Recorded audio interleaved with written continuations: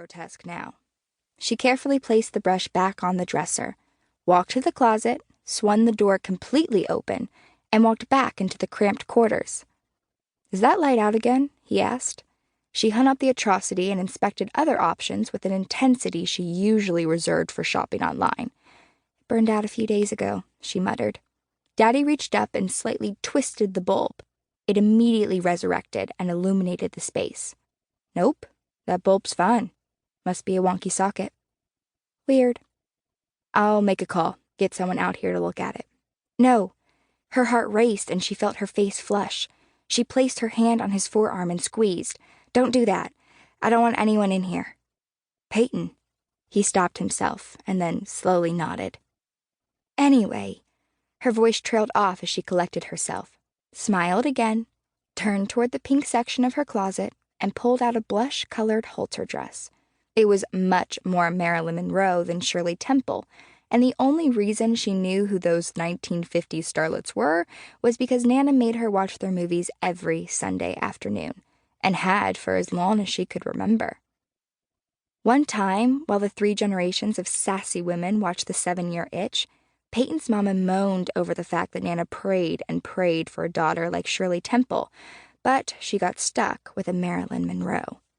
Payton couldn't even fathom it.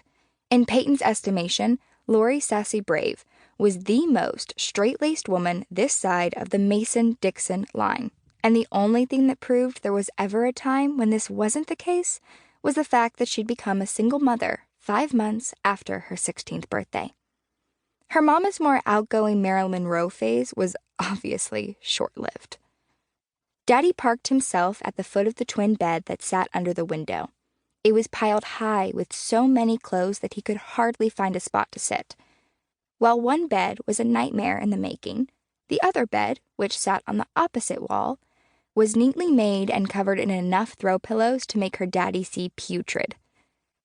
Since David Brave wasn't a fan of the frilly stuff, but had no say in the decor in the upper floors of the house, when he had the funeral home portion redecorated a few years before, he'd made a point to request furniture with clean lines, and any time her mama so much as placed a throw pillow on a sofa, it up and disappeared with absolutely no trace of having existed.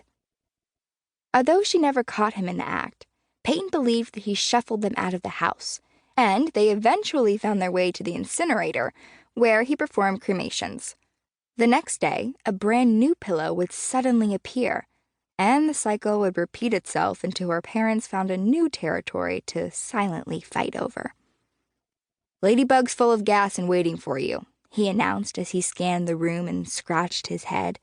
Daddy pretty much always looked like he was lost or missing something. Sad truth was, he never seemed to find whatever it was he was looking for. "And Brody got her all shined up for you. He found her all caked in the mud. Said maybe you somehow took her 4-wheelin' or something." He stood quietly and watched her brush her hair. "Did you?" he asked in a half-serious tone. "Did I what?" "Take Ladybug 4-wheelin'. "Course not. That thing can hardly drive over a pothole, so I'm pretty certain it wouldn't ever survive mud and terrain."